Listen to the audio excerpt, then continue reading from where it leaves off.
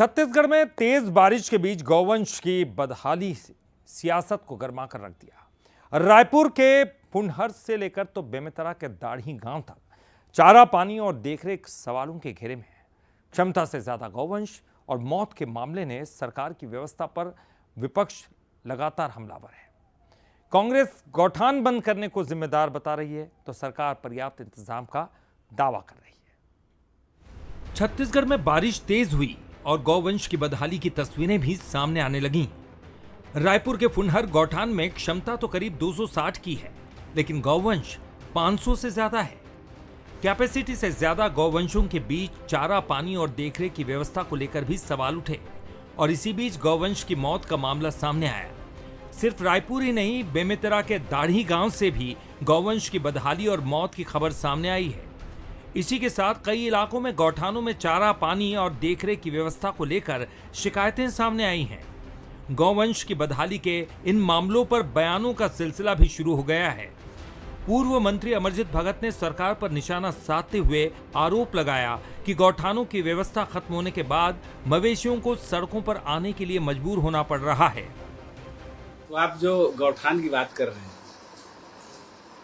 अभी इतना बुरा हाल है कि आए दिन आप देख रहे हैं कि मवेशी सड़कों पर है, दुर्घटनाएं हो रही है।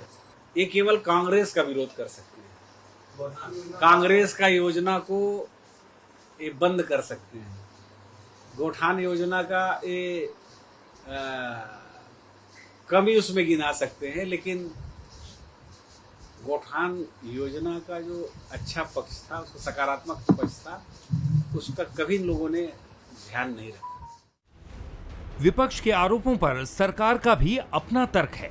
कैबिनेट मंत्री राजेश अग्रवाल का कहना है कि कांग्रेस सरकार ने गौठान योजना तो बनाई, लेकिन उसके लिए पर्याप्त वित्तीय व्यवस्था नहीं की। सरकार का दावा है कि गौधाम योजना के लिए जरूरी राशि का प्रावधान किया गया है और आने वाले समय में इसका असर जमीन पर दिखाई देगा। अव्यवस्था की शिकायत नहीं है किसी प्रकार की।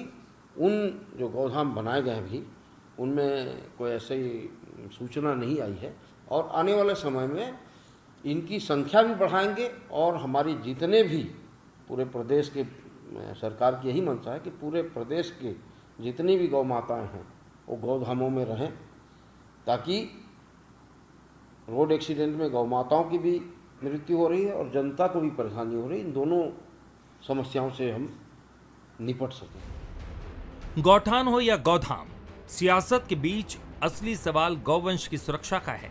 सवाल सिर्फ ये नहीं कि मौत की वजह क्या है, सवाल ये भी है कि गौवंश की देखरेख के लिए कौन सी व्यवस्था ज्यादा प्रभावी है और बारिश में सुरक्षित आश्रय, पर्याप्त चारा पानी और बेहतर देखरेख कब सुनिश्चित होगी। क्योंकि योजनाओं के नाम बदलने से नहीं, जमीन पर व्यवस्था बदलने से ही गौवंश सुरक्षित होगा। गौरव शुक्ला, बंसल न्यूज, रायपुर।